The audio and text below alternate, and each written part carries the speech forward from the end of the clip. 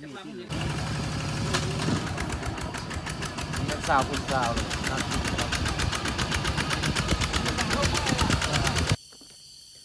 ไฟป่าเด้อพี่น้อง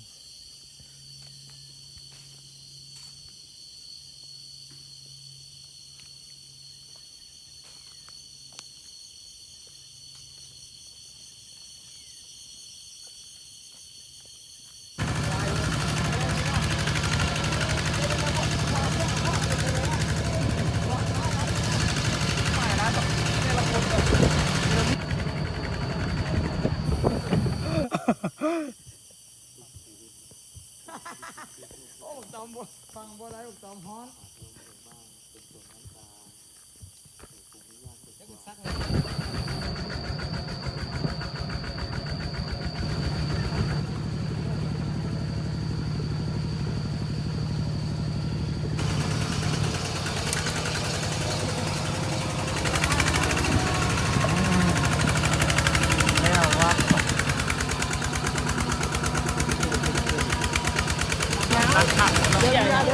คันดุยมากแล้วระวังเด้อ โอ้มาแล้วนะมาหาหน่อไม้นี่นะเห็นแล้วนะ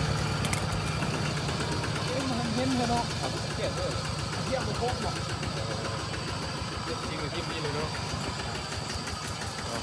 เอาลงยูทูบดังแล้วเนี่ยนะสักเก็บก่อน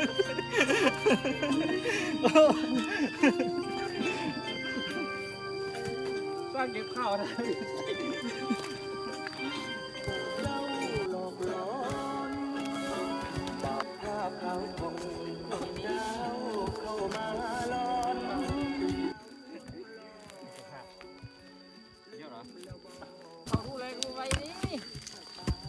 ให้ตัวซองได้ตัวช่วยผมได้มันโดนนะมันก็สมัดไปละเพลงมันคุ้มย่างนี่เด้อดูไรขนาดเนาะ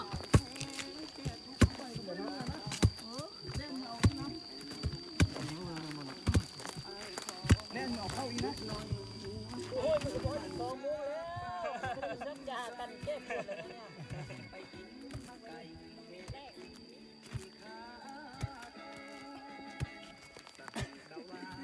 การเก็บเย็นได้เยอะเอวมาแรงนี่นะ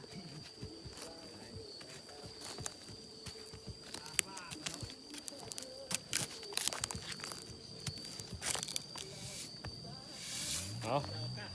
ต่อคุณเขาแจ้งเดี๋ยวได้ต่อ